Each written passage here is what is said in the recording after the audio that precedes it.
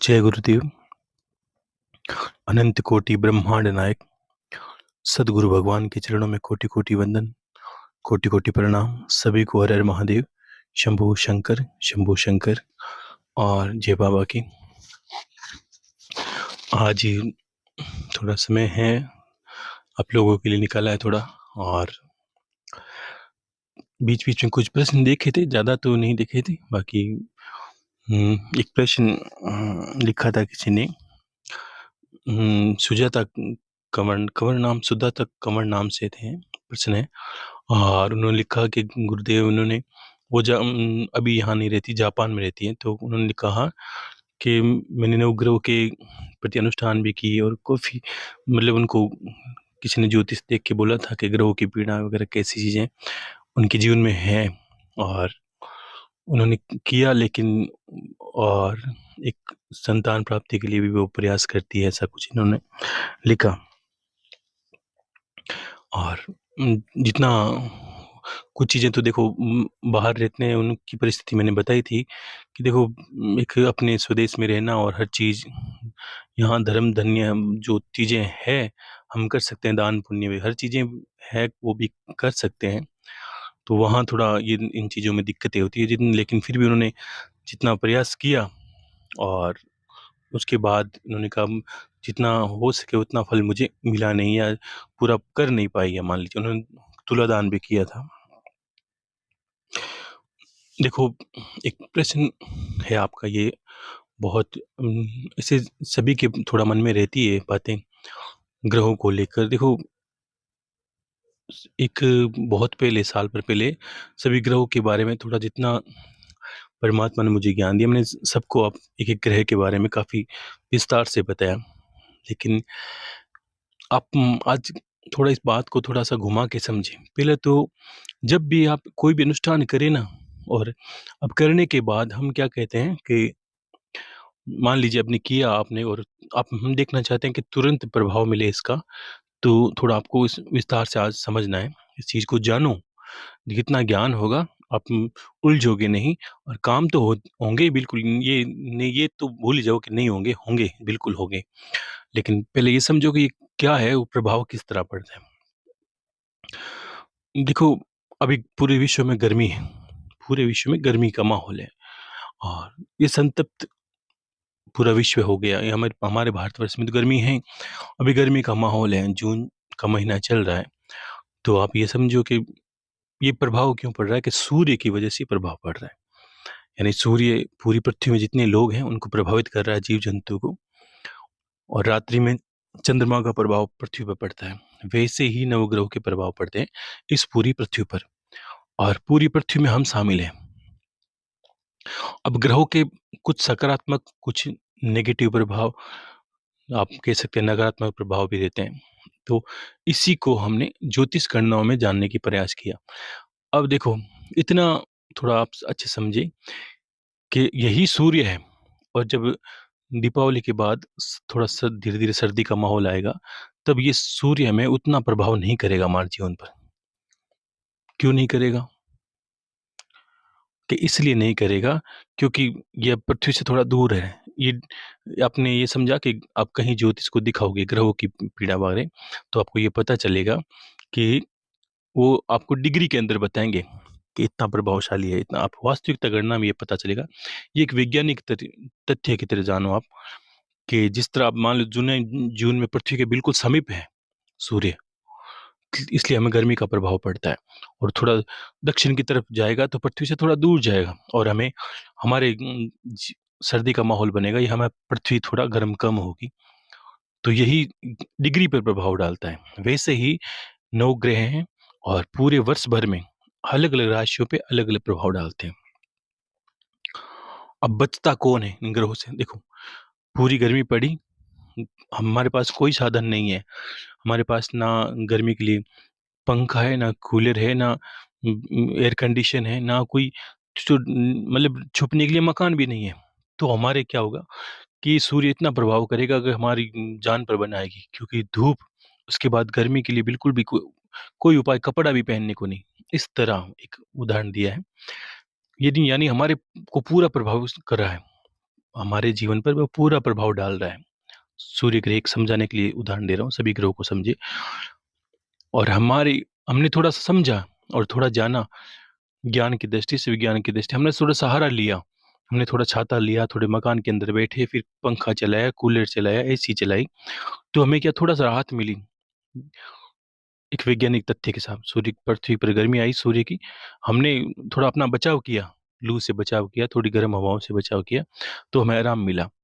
वैसे ही ग्रहों का प्रभाव पूजन पाठ में मिलता है। जैसे धीरे-धीरे प्रभाव आता है और तुरंत प्रभाव कभी नहीं आता। डिग्री पर ये चलते हैं कि कौन-सा ग्रह आपको कितना प्रतिशत, इसलिए कहा शनि ग्रह की चाल बहुत ढीली है, बहुत धीरे है, धीमे है। और पढ़ेंगे तो पता चलेगा शनि ग्रह थोड़ा पैरों से एक पैर से थोड़ा विकलांग की भांति चलते हैं, तो धीरे-धीरे चलते हैं उनके पैरों से। तो धीरे-धीरे हम वो उस तथ्य को जान गए दो देववाणी में है, लेकिन ये इसको भी जानो कि उनकी चाल बहुत धीरे है। तो अब उनके प्रभाव से क्या होगा कि साल भर का प्रभाव पड़ सकता है, 7.5 का पड़ सकता है, 14 वर्ष का पड़ सकता है, मतलब बहुत लंबा भी प्रभाव पड़ सकता है जीवन में। लेकिन ये मत सोचो कि जैसे सूर्य की गर्मी भी हमें जीवन में बहुत ज़रूरी है, ये ध्यान रखना। ये इसका सकारात्मक प्रभाव है। सूर्य उदय ना हो तो पशु, पक्षी, जीव-जंतु सबका नाश हो। वैसे ही सभी ग्रहों के प्रभाव जीवन में ज़रूरी है। अब तो हमने उनके निमित्त अगर कुछ अच्छा किया है, तो उनका प्रभाव हमें मिलना शुरू हो जाएगा। लेकिन सबसे पहले बुद्धि को इतना सबल रखना है कि जब आप कर लो ना, तब ये पूरा विचार रखो कि हाँ, देखो पहली बात तो ग्रहों का जीवन में अच्छा दिन आया या अच्छी चाल बनी या हमारे जीवन में अच्छा ही कुछ हमारे पुण्य उदय हुए, तब हमने ये अनुष्ठान शुरू किया। बचने के लिए। ये ऐसा समझो कि गर्मी आई तब हमने घर में घर बनाया, हमने उसके अंदर कूलर लगाया, पंखा लगाया, टीवी लगाई, एसी लगाई, यानी सूर्य गर्मी से बचने के लिए। वैसे ही अब हम जब इसकी पूजन पाठ पद्धति को पूरा करते हैं तो उसके प्रभाव हमें मिलने शुरू हो जाएँगे। और सबसे पहले सोचना अच्छा है। आपने कर लिया तो ये मत सोचो कि नहीं होगा, ये तो ग्रह पूरी पृथ्वी के हम ये भी देव स्वरूपा ही हैं। तो हमने कहा कि सब कुछ ईश्वर में ही है ही। लेकिन अब ये समझो कि इनका कार्य आप करते हो तो सबल हो जाओ या आप प्योर पूरा पॉजिटिव हो जाओ, ये सकारात्मक सोचने लगो। हम सोच से मारे जाते हैं, बीमारी से कम। आपने सुना नहीं कि मैंने बीच में एक बार किसी से सुना था, मेरी पहचान में था कि उसके जो दादाजी हैं, उनको किसी ने वो कहीं जा रहे थे अंधेरे में और गाँव का माहौल था तो साँप ने डस लिया उनको। उनको पता नहीं चला और वो थोड़े शरीर में हट्टे-कट्टे थे, उन्होंने उम, पैरों में जूता निकाला, देखा किसी ने कुछ खा लिया, गौर नहीं किया। हॉस्पिटल गए, डॉक्टर ने दवाई ली, इंजेक्शन लगाया। डॉक्टर को भी पता नहीं था, उसने पूछा क्या हुआ कि पता नहीं किसी ने चूहे ने, बिल्ली ने काट लिया, कोई जीव-जंतु ने काट लिया या चोट सी लग गई। तो डॉक्टर ने दवाई दी, इंजेक्शन ग्लूकोज़ लगा दिया, सब कुछ ठीक हो गए। 2 दिन उनको हॉस्पिटल के अंदर एडमिट रखा, एकदम ठीक परिवार में मिले, उसका कहा सबको नॉर्मल, नॉर्मल है। 2 दिन के बाद जब रिपोर्ट आई 2 दिन के बाद जब रिपोर्ट आई, तब उसने क्या किया, डॉक्टर ने बता दिया अचानक से कि कुछ नहीं, आपको तो कोई ज़हरीले साँप ने डस लिया था। अच्छा हुआ आप बच गए, नहीं तो बचना मुश्किल था। और आप मानोगे नहीं, उसी क्षण 1-2 घंटे में उसकी घबराहट से प्राण निकल गए। अब जो इंसान जिस वक़्त उसको साँप ने काटा, वो नहीं मरा।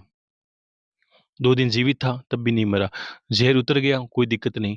और ये तक हो गया कि वो तो छुट्टी देके घर पे जाने वाला था। लेकिन जैसे ही डॉक्टर ने कहा, उनकी बीपी बढ़ गई और सारा ही कुछ शरीर के अंदर ऐसी मतलब हरकत होने लगी, उसको घबराहट, बेचैनी सारा कुछ हो गया जो नहीं हुआ उस वक़्त, और वो 2 घंटे के अंदर खत्म हो गया। तो हमारे शरीर के जो एक सकारात्मक प्रभाव है, इसलिए कहा निडर बनो और करो उपाय, सभी ग्रहों के करो। जीवन में प्रगति करने के लिए आप इंसान करता ही करने चाहिए, करो आप। लेकिन सबसे पहले आप सकारात्मक रहो। बहुत पहले भी आप सब लोगों को कहा था कि जैसा सोचोगे वैसा ही पाओगे, और जीवन में बदलाव भी वही होगा। आप इतना खुश रहो और अच्छे से कोई कार्य कर दो, तो उसमें सफलता मिलेगी। करने के बाद भी आज तो कर लिया, पता नहीं होगा कि नहीं होगा, और आज अभी संपन्न किया है, शाम तक मुझे तो अभी तक फ़र्क लगा नहीं। ऐसा नहीं होगा, ये कोई ऐसा झट गोली से कोई ऐसा नहीं कि आपने बटन दबाया आपका काम। मैंने कहा ये डिग्री में प्रभाव पड़ते हैं इसके। हाँ, जिस वक़्त आप करते हो, उस वक़्त ये समझो कि उसका एक पीछे की तरफ हम ना बोलते हैं ना, हम इसको ये कह सकते हैं कि गाड़ी जब पीछे चलती है ना, अब आगे नहीं जाएगी, पीछे जाएगी। वैसे ही कि जब आपका जितने होने दुष्प्रभाव उसके हो गए, अब आप उसके वापस आपको धीरे-धीरे सकारात्मक प्रभाव आपको मिलने लगेंगे, वैसे ही।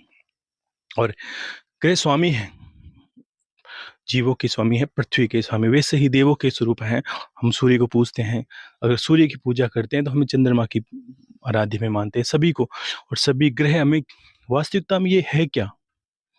पहले तो ये भी समझ लो कि ये जितने भी ग्रह हैं उनका एक प्लस प्रभाव है, पॉजिटिव प्रभाव है, उसको थोड़ा समझो। वो चाहते क्या हैं? अब आप सुनो, मैं एक सामान्य इंसान हूँ, एक भाव रखो। सुबह उठता हूँ, सुबह प्रभात में जल्दी उठता हूँ, मैं सूर्य भगवान को जल अर्पित करता हूँ और प्रणाम करता हूँ। गुरु की पूजा की, अपने इष्ट की पूजा की, प्रणाम किया, एक माता पिता का सम्मान किया।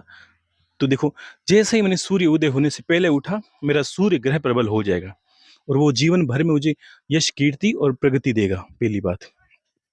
अब दूसरा, जब मैं माता पिता के पैर छूता हूँ तो धीरे धीरे मेरा शुक्र, मेरा गुरु और मेरे राहु केतु, ये जितने हैं ग्रह, वो धीरे धीरे प्रभाव अच्छा दिखाने लगते हैं। बुध ग्रह का प्रभाव अच्छा पड़ता है। फिर मैंने क्या किया, मैं जीव जंतुओं की तरफ ध्यान देता हूँ। मैं पेड़ पौधे, पशु पक्षियों को देखता हूँ। आपने देखा नहीं कि कहते हैं कि अब आपका गुरु ग्रह कमजोर हो तो आप पीपल में जल डालो, ठीक है। आपको अगर आपको राहु केतु से परेशानी हो रही है तो किसी भिखारी को, कोढ़ी इंसान को भीख दो, कुछ खाने के लिए दो, ठीक है। आपका शनि ग्रह प्रभावशाली है तो आप किसी को दान पुण्य करो अपनी सामर्थ्य के अनुसार। तुला दान इसलिए कहा कि अपने हिसाब से हम मानते हैं कि इंसान पे ऊपर से ऐसा भार चढ़ जाता है, शनि का भार सर के उदरम पातु, उदरम च शनि पातु, उदर के अंदर प्रभाव पड़ता है। लोगों को देखा ना, एसिडिटी की शिकायतें वगैरह, ये भी ग्रह ग्रह भी इससे, ऋषि मुनियों ने ग्रह को भी इसी से जोड़ा कि सिरों में पार्तु मार्तंड, कपालम रोहिणीपति, मुखम अंगार पातु, कंठम च शशिनंदन, बुद्धि जीम सदा पातु, हृदय भगुनंदरम, जठरम च शनि पातु, जीवाम तिथि नंदन। तो ऐसे ही नवग्रह हमारे शरीर के अंदर विराजमान बताए, क्योंकि यत ब्रह्मांडे तत् पिंडे, यानी अगर पृथ्वी को, हमारा शरीर पूरी पृथ्वी से बना है 5 तत्वों से, अगर वहां शरीर के अंदर ही नवग्रह हैं, वो प्रभाव करते हैं हमारी वाणी से। मुखम च अंगारम पातु, अगर हम किसी को गलत बोलते हैं, गाली गलौज करते हैं, तो मंगल ग्रह दूषित हो जाता है। किसी के बारे में गलत प्रभाव सोचते हैं और किसी के पर की मानसिक धारणा गलत रखते हैं, तो हमारा चंद्र ग्रह, मन का कारक है चंद्रमा, तो वो प्रभाव होता है। तो इन चीजों से बचने का तरीका भी है। अगर कुछ नहीं करते और हमने सुबह उठने से वक्त एक ऐसी दिनचर्या बनाई, पूजा पाठ, अपना अच्छे दिनचर्या करना, माता पिता का सम्मान करना, परिवार से मिलकर रहना, भाइयों बंधुओं में देखो, बहुत ग्रह आपने अच्छे से पढ़ोगे तो पता चलेगा, रिश्तों को प्रभावित करते हैं। बेटी से लेकर, बहन से लेकर, भाइयों से लेकर, ये आपको क्यों बताते हैं? ये इसलिए बताते हैं कि अगर जीवन अच्छे से जीना शुरू किया आपने, माता पिता की सेवा की, सास ससुर की सेवा की, गुरुजनों की पूजन पाठ किया, उनकी बताई हुई मार्ग पर चले, और हर चीज, जीवों के दान देना भी आपका कार्य है, पेड़ पौधों के लिए करना भी आपका कार्य है। और पेड़ पौधों के बारे में बात आई तो मैं कहना चाहता हूँ, इतनी गर्मी इस बार है, और कहीं मैंने पढ़ा था कि पेड़ों की, प्रकृति में बहुत ज़्यादा ये चीज़ है कि लोग पेड़ों के प्रति या प्रकृति के प्रति सजग नहीं है। तो सभी से ये प्रार्थना करता हूँ, निवेदन भी करता हूँ और कहता भी हूँ कि किसी भी प्रकार गर्मी में जितना हो सके ना, कम से कम आप लोग तो 2-3 पौधे कहीं कहीं लगाओ। हो सके तो जो आपका कोई वन है, उपवन है, नहीं तो आपका खेत खलियान है, कहीं आपका घर है, ऐसा पौधा लगाओ। छोटे-छोटे तो लगाते हैं 100 पीस वाले ने नहीं, आपको नीम है, पीपल है, बरगद है, ये इस तरह के बड़े पौधे लगाओ, आम के लगाओ, कोई भी लगाओ, ऐसे-ऐसे पौधे। और हो सके आप नहीं लगा पाओ तो कहीं बगीचे में, कहीं शमशान भूमि में आप दान कर पुण्य करके आओ, 5-10 पौधे जाके वहाँ लगाओ, बहुत पुण्य है वो आपका, अजर अक्षय पुण्य। क्यों? आप चले जाओगे तब भी ये वृक्ष रहेगा, ध्यान रखना, और वहाँ पर हजारों जीव जंतु बैठेंगे, तब तक आपको दुआएं देंगे। उसके अंदर नीचे अगर कोई छिपकली गिलहरी भी रहेगी ना, तब भी आपको दुआएं देगी। नीचे बैठ के कोई जल पीता है तब भी आपको दुआएं देगा, और उससे कितनी टन ऑक्सीजन बनती है, प्रकृति में कितना शुद्धता है। क्योंकि आज तक शहरीकरण जितना होता है ना, कहाँ, ये तो बहुत बड़ी विडंबना है, कहाँ शहरों में जगह मिलती है। लोग अभी हमारे तो ऐसा है नहीं माहौल अभी तक। बाकी लोग तो सुना है कि छोटी-छोटी जगहों में घर रह जाते हैं कि एक इसको फ्लैट उसमें रह जाते हैं। इतने-इतने फ्लैटों में रह जाते हैं, 2 कमरे, छोटा-सा भैया से सो साँस निकल जाए मेरी तो। तो ऐसा नहीं है, तो खुले में रहना तो भी लेकिन हुआ क्या, शहरीकरण होने से लोगों की, देखो जितना निर्माण होगा उसके लिए नष्ट भी उतना प्रकृति को होना पड़ता है, क्योंकि लोगों की ये कॉलोनियाँ बनी, बड़े-बड़े विशाल भवन बने, सबके लिए हानि पेड़ों की भले ही हो, लेकिन आपको ये ध्यान रखना, आपकी वजह से अगर एक पेड़ टूटता है तो आपको 10 पौधे लगाने चाहिए, कम से कम 5 तो लगाओ। तो ये ध्यान आप रखना, आपको लगानी है याद करके, ठीक है? जब भी आपको समय मिले ना, गर्मी का माहौल है, आगे बारिश का मौसम आएगा, तब ये बहुत जल्दी फलित होंगे पौधे। तो इस तरह ग्रहों को समझिए आप। अगर सुबह उठने से लेकर अपने नित्य कर्म तक, सारा संध्या तक आपको अपने आप पर ऐसा अभिमान होना चाहिए कि आज मैंने जीवन जिया जी भर के। ये नहीं कि आपके पास कोई लाखों करोड़ है तो किसी गरीब को दो, वैसे आपकी सामर्थ्य के अनुसार देखो। सेवा, दान, पुण्य, ये सब दक्षिणा, ये सब एक दान दक्षिणा, ये जितनी भी चीजें हैं, ये अपना सामर्थ्य है। आपका सामर्थ्य है करोड़ देने का, तो उस करोड़ सामर्थ्य पर जाओ। अपना सामर्थ्य, आपको लगता है कि मेरे एक घड़े में कोई एक लोटा पानी पी ले, कोई फर्क नहीं पड़ता, उसी को सामर्थ्य कहते हैं। ऐसा नहीं कि आपको अपने घर जला के पड़ोस में उजाला करना है, नहीं, आपको भी अच्छा रहना है, उसमें भी उजाला करना है। तो वैसे ही आपका आपके जीवन में कोई प्रभाव नहीं पड़े, आपको नहीं लगे कि हाँ मेरा ये करने से जीवन में थोड़ा प्रभाव पड़े, तो ऐसा भी कभी नहीं करना होता है, ठीक है? तो अगर ऐसा जीवन आप जीते हो, तो ग्रह का दोष लगेगा कैसे? उसको प्रभाव देना ही पड़ता है। और आप पूजन पाठ करते हो, तो इससे पहले भी आपको सबसे पहले सकारात्मक होना पड़ता है कि बस मेरा जीवन कैसा है। देखो, किसी को दान देना देना चाहिए, दक्षिणा देनी देनी चाहिए। दान दक्षिणा का थोड़ा फ़र्क है, समझिए आप कि बीच-बीच में वो टाइम पे किसी ने कहा, गुरुदेव आपके लिए नहीं, मैं दान दान देना चाहता हूँ, तो आप दान नहीं देना, ऐसा कभी नहीं कहना आप, ये बहुत बड़ा दूषित हो जाता है। देखो, दान उसको कहते हैं जो एक विशेष जगह पर दिया जाता है। कैसे? अगर मैं कहूँ कि मुझे एक बहुत बड़ा मंदिर निर्माण करना है, जो सार्वजनिक हो, सबके काम आए, ठीक है? काम आए। अब उसके लिए मैं याचना करता हूँ, कहता हूँ कि आप इसमें दान कीजिए। मंदिर में जो पेटी है वो दान पेटी, क्योंकि मंदिर में सार्वजनिक सब लोग आते हैं। मैं कहता हूँ कहीं मैं गौशाला बनाता हूँ और मुझे आवश्यकता है, तो आप करते हो, उसको दान कहा जाता है। ठीक है? दान वो है। और दक्षिणा क्या है?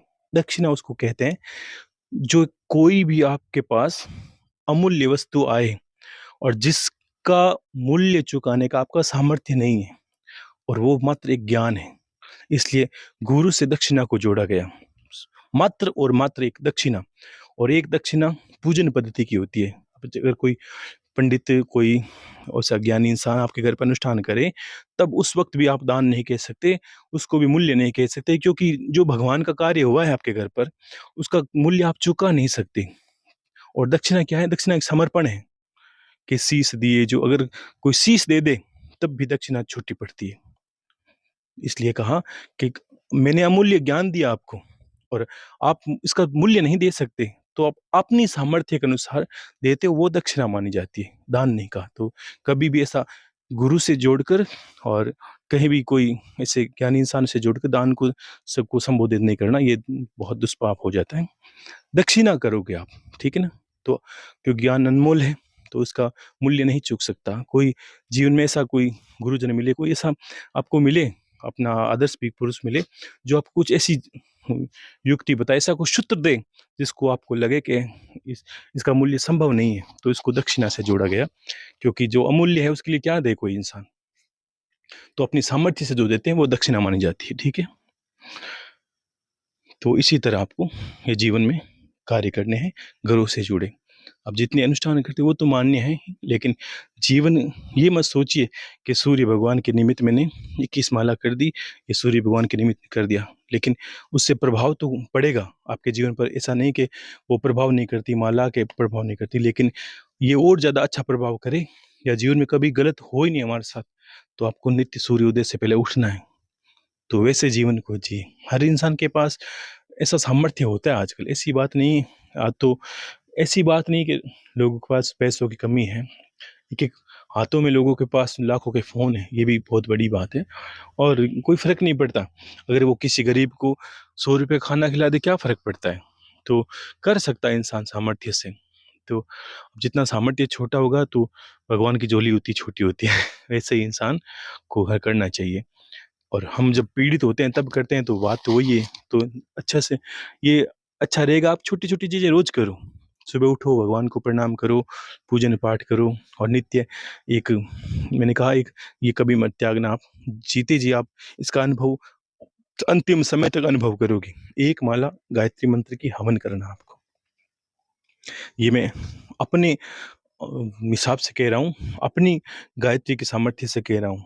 अपनी जो मैंने जप किया गायत्री का गुरुदेव के नाम से या जब से गुरुदेव ने मंत्र दिया तब से, तो उस सामर्थ्य से कह रहा हूँ, मैं आपको मंत्र दीक्षा नहीं दे सकता। ये आपको कह सकता हूँ, ये जो माला करोगे, इसमें भी प्रभाव मेरी जप का आपके जीवन में पड़ेगा कि आपका जीवन सुलभ होगा ही होगा। आपके घर पे कभी नकारात्मकता नहीं आएगी। आपका घर शुद्ध रहेगा। आपके जीवन पे कोई संकट नहीं आएगा। देखो, नहीं आएगा ये इस बात को ये नहीं लेना कि आएगा ही नहीं। आ गया तो आपको नहीं हरा पाएगा। अंतिम विजय आपकी ही होगी और आ गया तो आप उससे निकल भी जाओगे। ये ध्यान रखना। ये ठीक वैसे ही है कि कोई परिस्थिति कैसी हो, लेकिन ये आपकी माला उससे निकालेगी आपको। ये विश्वास करके एक माला गायत्री मंत्र का हवन करना आपको नित्य। ठीक है ना? अगर आपके घर पे ये होने लगा तो आपके जीते जी, मैं पीछे लोगों का नहीं कह सकता, जो करता है वो जीते जी, जिस घर में रहता है इंसान ऐसा, जो जिस घर में, तो उस घर की ये समझ लीजिए कि मैं एक कमाऊँगा तो मेरे पीछे सब खाएँगे। तो अगर आप अकेले करते हो तो वो तो चाहे हो सकता है दिखने में वो लगे कि वो कमा रहे हैं, भले ही कमाओ, लेकिन आपकी एक माला पूरे घर को सुरक्षित रखेगी, ध्यान रखना। पूरे घर को सबल रखेगी और लोगों को गलत रास्ते पे जाने से ये सारा रोक देगा। अपने जैसे-जैसे अंतर में मान लो कभी-कभी हवन करते हैं गायत्री मंत्र का, बहुत बड़ी महिमा है, क्या ही कहूँ मैं इसका। कभी हवन करते हैं एक मंत्र गायत्री की हम, तो देखो आप कहीं विदेश में हो, आपको हवन करने की चीज़ें मिल जाएगी। आप एक माला, एक कटोरी में 100 ग्राम घी लगता है, 50 ग्राम लगता है, जितना भी सामर्थ्य से गायत्री मंत्र का होम दिया करो। आपका जीवन इतना बलशाली हो जाए, इतना तेजस्वी हो, यश, कीर्ति सब मिलेंगे इसको आपको। और ये तो कोई एक ब्रह्म विद्या है, नहीं बताने की है, नहीं, लेकिन इसका आप इतना ही प्रभाव समझो कि आप जो चाहोगे इसमें सब मिलेगा आपको। इस सांसारिक वस्तु, भौतिक वस्तु, सारी चीज़ें, कहते हैं गायत्री के 24 अक्षर के मंत्र आपको हर तरह की उपलब्धि करवा देते हैं। आपको ज्ञान से लेकर, ये सिर्फ़ एक प्रार्थना तो है ही, दिखने में ऐसा लगेगा लोग ऐसी-ऐसी बातें करते हैं, करते ही हैं। ये एक प्रार्थना है, ये कोई देवी नहीं मानते, कोई इसको प्रार्थना बोलता है, कोई बोलता है आपको यजुर्वेद में ये लिखा है, कोई कहता है ये ऋग्वेद में ये लिखा है, सबकी अलग-अलग बातें हैं। लेकिन मैंने कहा आपको सब मिलेगा। मैंने लिखी-लिखाई नहीं बोली, अनुभव की बोली। सब कुछ, और ये पकने दो और अपने घर पे करते हो तो आप पूरे घर को सुरक्षित रखते हो, ध्यान रखना। और इसका हवन करने के बाद जहाँ-जहाँ इसका धूम उड़ जाता है, जहाँ-जहाँ इसका रोशनी जाती है और उसके प्रभाव से जो ऊर्जा निकलती है अंदर से, उसका मैं क्या ही वर्णन करूँ बताओ। तो ये इंसान को, ये भी नवग्रह से सारी पीड़ाओं से निकाल लेगी। लोग ऐसा कहते हैं घर में दुष्प्रभाव, प्रश्न है कुछ लोगों के, तो सभी का उत्तर है ये। वो एक ब्रह्मास्त्र की भाँति है, ये ब्रह्मास्त्र विद्या है। अब देखा ना कि रण में कितने बड़े शत्रु हैं, कहीं हार इंसान मान नहीं पाए, और सबसे बड़ा बलशाली कौन है? जिसके पास ब्रह्मास्त्र विद्या है। तो गायत्री वास्तव में एक बहुत बड़ी ब्रह्मास्त्र विद्या है। इसके सामने कोई शक्ति नहीं चल सकती। कितनी भी तामसिक शक्ति हो, आप मानोगे नहीं, साक्षात अगर कोई गायत्री जापक है, वास्तव में बताऊँ आपको, और स्वयं मान लो जो माता काली खड़ी हो सामने, मंत्र तो वही जगदम्बा है, सब कुछ काली है, लेकिन देखो प्रत्यक्ष में बता रहा हूँ बात, प्रत्यक्ष में माता काली खड़ी हो या कोई बड़ी से बड़ी जैसी वो शक्ति खड़ी है, या कोई महादेव स्वयं क्यों न खड़े हो, लेकिन जिसने गायत्री का अनुष्ठान कर लिया, जिसने गायत्री को अपनी आराध्य बना के जीवन को जिया है, और ये कर लिया कि नित्य एक हवन नहीं करने दिया, आप मानोगे नहीं, उसके सामने वो चलेगी नहीं उसकी। ये इसलिए इसको ब्रह्मास्त्र विद्या का, कितना कहते हैं ना कि सबसे बड़ा शस्त्र क्या है? तो जितने भी शस्त्र हैं, चाहे पाशुपत अस्त्र है, सुदर्शनास्त्र है, कितने भी, इंद्र का वज्र भी क्यों ना हो, लेकिन जिसने ब्रह्मास्त्र चला दिया, उसके सामने कुछ नहीं टिकेगा। तो ये एक ब्रह्मास्त्र विद्या का छोटा स्वरूप है, आपको बताया। इसके मंत्र को बहुत तरीके से जपा जाता है, अलग-अलग कारण है इसको इस तरह जपना है, लेकिन ऐसा आपको कोई भी कार्य नहीं करना, ना इसका लोगों की सुनी-सुनाई के हिसाब से करना है। इसका प्रभाव आपको सिर्फ़ 1 माला हवन से मिल जाएगा, ठीक है ना? कहते हैं कि 11 माला अगर जप करते हैं और 1 माला हवन करते हो, तो 1 माला हवन 11 माला जप के बराबर रहता है, ठीक है? तो 1 माला करते हो अगर हवन, तो पूरा घर सुरक्षित रहता है, अच्छी चीज़ें करने से।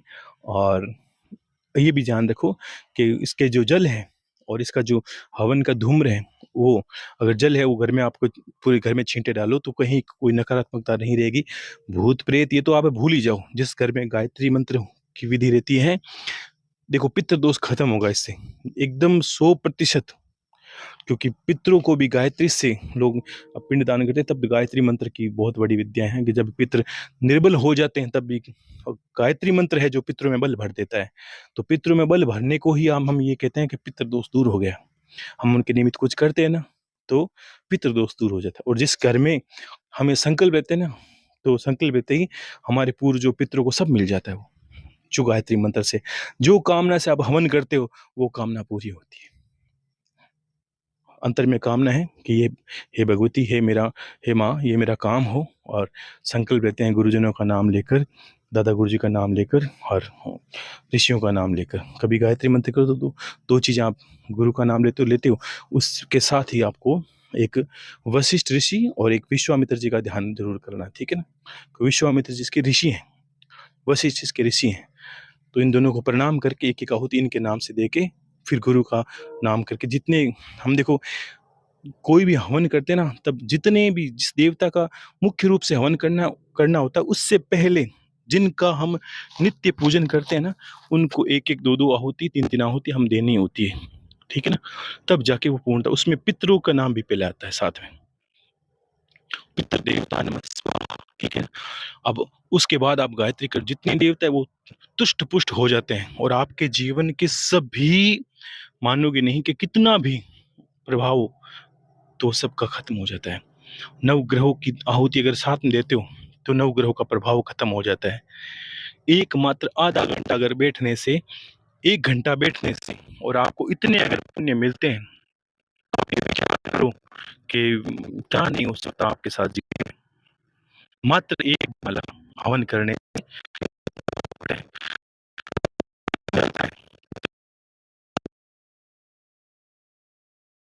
है का सब उसमें आप आहुति हो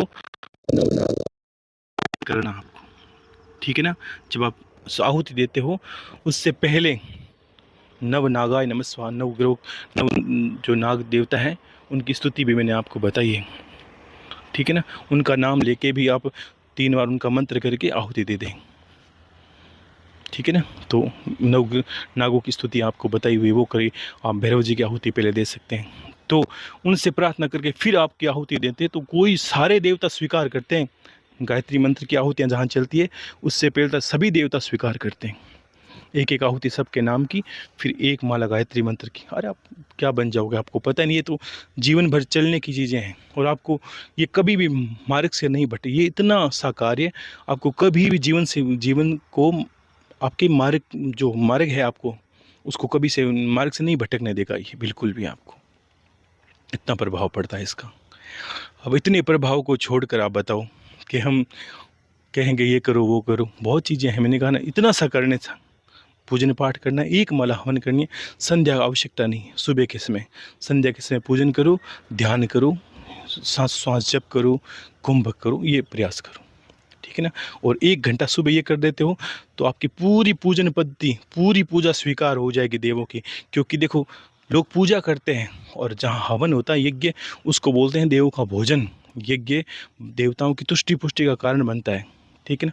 और एक चीज़ आपको मैं थोड़ा गौर से कहना चाहूँगा कि जितना हो सके ये पूरा प्रयास करना। जिस तरह अगर इंसान खाना खाता है, तब ये बार बार प्रयास करता है कि जो मैं खाना खा रहा हूँ वो शुद्ध है कि नहीं, किसी अच्छे इंसान ने बनाया है कि नहीं। अगर आप अपने खाने में इतनी लापरवाही नहीं बरतते हो, तो आपको कभी भी हवन में प्रयास ये करना है कि जो हवन का है वो गौ माता का ही घी हो। ये आपको पूरा पूरा प्रयास करना है, एड़ी चोटी से लगाकर कहीं से ऐसी जगह मंगवाना है, पूरा प्रयास करें, ठीक है ना। और मुश्किल है, लेकिन अगर आप खाने की दुनिया में कहीं व्यवस्था कर सकते हो तो आपके लिए घी की व्यवस्था भी कठिन नहीं है, ठीक है ना। ये थोड़ा आपको ध्यान रखना है, क्योंकि तभी आपकी चीज़ें पूर्ण होगी। शुद्ध खाना होगा तभी देव भोजन स्वीकार करते हैं। ये प्रयास आपको पूरा करना है, ठीक है। तो और सकारात्मक रहना है। गायत्री मंत्र आपको सकारात्मक रखता है। और थोड़ा अपने आप पर विश्वास रखो। ये अभी मैं 2 दिन बाद ही कहने वाला था, लेकिन 1-2 लोगों के प्रश्न बीच में थे, कुछ नए हैं 1-2 लोग, और जो लोग नए हैं वो प्रश्न कर रहे हैं। मैंने कहा देखो, ऐसे कोई विशेष पद्धति नहीं है कि आप कोई गुरु धारण करना चाहते हो या शिष्य बनना चाहते हो। शुरू से मैंने एक बात कही, मेरे गुरु हैं, ठीक है। मैं बाबा रामदेव जी महाराज का भक्त हूँ, भगवान शंकर की पूजा करता हूँ, और गुरु गणेश नाथ जी मेरे गुरु हैं, जिन्होंने मैंने आध्यात्मिक जगत गुरु, जिन्होंने, मैं तो क्या कहूँ कि मैंने उनको ढूंढा, उन्होंने भी स्वयं चयन किया और अपना जो भी था उन्होंने मुझे पकड़ाया ज्ञान, और मैंने उन्हीं के ज्ञान को आप लोगों को कहा, यही आप तक पहुंचाने का प्रयास किया है, ठीक है। और उन्हीं की भक्ति मेरा जीवन का लक्ष्य है। उनका नाम में ही मेरा नाम छिपा है, इसलिए मेरा छिपना मेरा कोई कारण नहीं है, मेरे गुरु का यश ही मेरे छिपने का कारण है। ऐसा नहीं कि मेरे, देखो इंसानी बुद्धि है, आप नहीं समझ सकते, लेकिन ये मैं समझ सकता हूँ कि इंसान की बुद्धि है वो, ये ऊंच नीच प्रभाव पड़ता है। अगर देवों में ऐसा प्रभाव कर देती है कि ब्रह्मा बड़े हैं, कि विष्णु बड़े हैं, कि शिव बड़े हैं, तो गुरु में प्रभाव हो जाता है। आप सोचोगे कि मैं रात दिन आपसे बात करता हूँ, मैं बोलता हूँ, मेरा ज्ञान सुनते हो, तो अगर मुझे देखने लगे तो गुरुदेव के थोड़ा सा इंसानी बुद्धि में फ़र्क आ जाता है। ये विशेषता है लोगों की, ये मनुष्य है, इसकी प्रकृति है ऐसी। और मेरे एक ही, मैंने शुरू से कही थी, वही आज एक शर्त है, मेरे गुरुदेव की सेवा करनी है। बाबा की सेवा करो, महादेव की पूजा करो, और बस बाकी आपका जो भी इष्ट है, अगर आपका इष्ट है कोई देवी है तो देवी की पूजा करो आप, लेकिन मेरे गुरुदेव की पूजा करके उनके समक्ष आपको बैठकर उनकी पादुका रखनी है, पूजा करनी है, और अपना सर्वस्व तन मन जो भी है उनको सर्वस्व सौंप के उनको गुरु धारण करना है। और यही कहना है, गुरुदेव आप मेरे जीवन के कर्ता धर्ता हो और आप मेरे मालिक हो। तो ये जिस दिन हम मालिक बना लेते हैं ना गुरु को अपना, तो फिर हमें चिंता नहीं है। क्योंकि एक छोटी सी बात मैं आपको आज कह ही देता हूँ बीच में, कि एक बहुत सुंदर बात है, और पहले ये सुन लो कि हाँ गुरुदेव की पूजा करनी है, फिर बाद में आपको ओम गुम गुरु भ्यो नमः ये मंत्र का जप करना है गुरु के निमित्त। एक माला जब भी करो गुरु मंत्र का हवन करो तब भी यही मंत्र से हवन करना है। जब भी गुरु के निमित्त हवन करते हो, ओम गुम गुरुभ्यो नमः स्वाहा, बस ठीक है। तो ये उनको समर्पित हो जाता है। तो इस तरह आप गुरु का मान के फिर आप जितनी भी विधियां हैं बताई हुई वो सब करो, सभी की सभी सफल होगी। आप विश्वास रखो, हजारों की हुई तो आपकी भी होगी। थोड़ा सा खुद पे विश्वास और फिर गुरु पे विश्वास। विश्वास के बिना, क्योंकि हम जो बातें करते हैं वो तो हवाओं के अंदर है। जो विज्ञान मानते हैं ना कि कुछ है ही नहीं, यहाँ तो कुछ दिखता है लेकिन हम वो जो नहीं दिखता है उसकी बात करते हैं यहाँ पर, ठीक है। तो वो विश्वास पे ही चलता है, ठीक है। अब मैं उस कथा पे आता हूँ, बात पर, एक के मालिक की बात। एक जंगल में गैया कहीं घास चर रही थी, और उसी जंगल में कोई शेर आया। शेर ने छिप के गैया का पीछा किया, करते करते उसने मौका देखा और गैया के पीछे भागा, तो गैया आगे भागी। अब गैया जंगल से गुजर रही है, इधर उधर भाग रही है, और भागते भागते गैया कहीं नदी में से निकली और कीचड़ में फंस गई। और पीछे स्पीड में शेर था, वो भी अपने आप को रोक नहीं पाया, उसने छलांग लगाई, वो भी साथ साथ गैया आगे, शेर पीछे कीचड़ में फंस गया। अब बताओ, शेर कीचड़ में फंस गया, और अब एक दूसरे को आगे पीछे चल नहीं सकते, ना गैया आगे नहीं।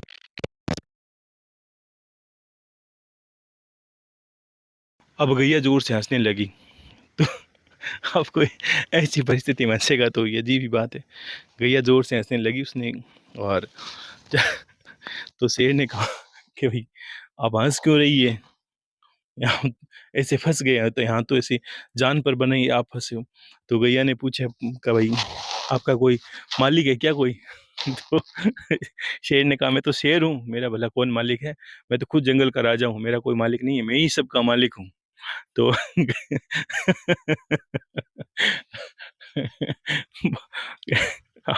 तो गैया गैया ने कहा कि भाई आप सबके मालिक हो, तो भाई आपका मालिक तो राम ही होगा, मुझे तो कोई चिंता नहीं है। तो क्या क्यों? कि मेरा तो मालिक है, और थोड़ी देर में वो मुझे ढूंढते ढूंढते आएगा, और देख लेना तुमसे छुड़ा के मुझको लेके जाएगा। तो शेर ने कहा, ऐसा थोड़ी होता है कि देखो आप। और वैसे ही हुआ, थोड़ी देर हुई है। अब जिसकी गैया थी, क्योंकि गैया का तो मालिक था कोई घर का, तो गैया और हाथ में रस्सा लेकर जंगल में घूमते घूमते अपनी गैया को ढूंढते ढूंढते उस दलदल के पास आया। देखा शेर पीछे है, तो शेर को लाठियों से मारा। फिर गैया गैया गैया अपनी गैया को संभाल के लेके गया। तो कितनी बड़ी बात है। क्या तुम्हारा कोई मालिक नहीं है भाई? तो भाई तुम्हारा राम ही मालिक है। मेरा तो मालिक है, वो मुझे ले जाएगा। तो जिसके मालिक होते हैं, जिसके गुरु होते हैं, उनको चिंता नहीं है, पहला तो ये विश्वास रखो आप, वो आपको ढूँढते-ढूँढते आ जाएगा। आप कहीं दलदल में फँसे होगे ना, तो ही निकाल लेगा। और खुद ही अपने मालिक बनते हो ना, फिर तो भाई राम ही मालिक है। और जो खुद मालिक बनता है, उसका राम भी फिर मालिक नहीं बनता। वो सोचता है, राम भी सोचे भाई इसका क्या मालिक बनना है, ये तो खुद ही सबका मालिक बनना चाहता है बस। तो ये ध्यान रखना, अपना मालिक बना के रखो भाई। ठीक है? तो इतना ही कहना था, थोड़ा समय कम ही था आज, ठीक है? तो डरे-डरे मत रहो। देखो, कोई ग्रह, ये सभी हमें क्या चीज़ सिखाते हैं, वो मूल चीज़ों को समझो। सिर्फ़ इनको दोषों को हटाने लगोगे, तो समझ नहीं पाओगे। फिर आप ज्योतिष को दोष देते हो, फिर आप संतों को दोष देते हो, या कोई ज्ञानी जन उनको दोष देते हो कि मेरा ये प्रभाव नहीं। आप उन्हें कोई भी कार्य करने से पहले तो समझना है, ये आपको सिखाना क्या चाहते हैं। कोई ज्योतिष होगा, भला इंसान, वो आपको क्या करेगा? वो आपकी ग्रह कुंडली देखेगा, वो आपको बताएगा भाई ये प्रभाव, ग्रह आपको प्रभाव कर रहे हैं, और वो इलाज बता देगा ये करना है। और साथ में ये भी आपको समझना होता है कि ये चाहते क्या हैं ग्रह। तो सब ग्रह प्रभाव, ऐसा कोई ग्रह बताया क्या कि जो ग्रह ये कहे कि भाई शनि का प्रभाव है, तो शनि देव तो ये चाहते हैं कि तुम सिर्फ दारू पियो, शराब पियो, जुआ खेलो, तो आपका प्रभाव हटेगा। तो हम समझते हैं ग्रहों का प्रभाव दूषित है। नहीं, नहीं, ऐसा कभी नहीं है। सभी ग्रह यही कहेंगे आप आचरण अच्छा रखो, सभी ग्रह यही कहेंगे आप दान पुण्य करो, सभी ग्रह यही कहेंगे आप जीवन शैली को बदलो, सभी ग्रह यही कहेंगे आप अच्छे चरित्रवान बनो। हर ग्रह के पीछे यही बात है। लेकिन हम ज्योतिष बताते हैं, उस कारण को तो समझ जाते हैं, लेकिन फिर ये नहीं समझते कि वो मनुष्यता हमें सदा रहती कि नहीं रहती। हम तो उस कारण को करके फ्री होके फिर कोई किसी ज्योतिष को दोष देते हैं। अरे वो ज्योतिष तो आपको ये बताता है कि क्या ये आपको संभल के चलना है, वो चलना चाहिए। उसके बाद आपको जीवन जीवन जिन वो जो जीने की कला है, वो खुद को सीखनी होती है। सूर्य का प्रभाव हट गया, इसका मतलब ये थोड़ी अब पड़े रहोगे, अब नहीं, नहीं हमें तो 9-10 बजे उठना है, पूजा करनी है कि नहीं करनी, भगवान जाने को, हम तो ठीक है, तो वैसा कभी नहीं करना। तो वो फिर वो जो ग्रह होगा, फिर वो दूषित प्रभाव वापस देगा। तो यही अपने जीवन को समझोगे तो सब चीज़ों से निकल जाओगे, ठीक है? और तो इतना ही कहूँगा आज। तो मुझे तो फिर सिंह वाली बात पे हँसी आ रही है, भाई तुम्हारा कोई मालिक तो नहीं? कि नहीं, मेरा किसका, मेरा भला कौन मालिक है? मैं तो खुद ही शेर हूँ। शेरों का कौन मालिक होता है? शेर तो सबके खुद मालिक हैं। तो ठीक है, तो सभी खुश रहें। हर हर महादेव, शंभो शंकर। आशीर्वाद है सभी को। गुरुदेव और बाबा सबका कल्याण करें, और खुश रहिए, प्रसन्न रहिए कि गुरुदेव जैसे जीवन में अगर आए, तो ये तो सद्भाग्य की बात है। फिर भी दुर्भाग्य को हम मानते हैं कि भाई गुरु का क्या प्रभाव है। तो वही बात हुई कि अगर कोई आपका पिता है, उसको सतत चिंता है आपकी, आपका पिता है, उसको सतत चिंता है कि मेरा बेटा कैसे खाएगा, कहाँ रहेगा, क्या उसका ठिकाना होगा।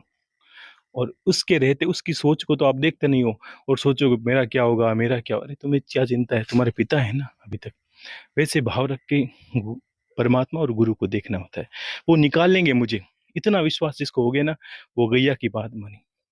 मैं तो कहीं फंसी हूँ, मुझे कोई चिंता नहीं है, मेरा मालिक तो है, वो मुझे ढूंढते ढूंढते यहाँ आ जाएगा, देख लेना। और वो मालिक आ गया और निकल रहा है, गैया को निकाल ली। तो वही बात है, ठीक है ना? बाकी समझ जाओगे आज आज की बात से आप बहुत कुछ, ठीक है? खुश रहिए सभी। हरे हर महादेव, शंभो शंकर, जय गुरुदेव।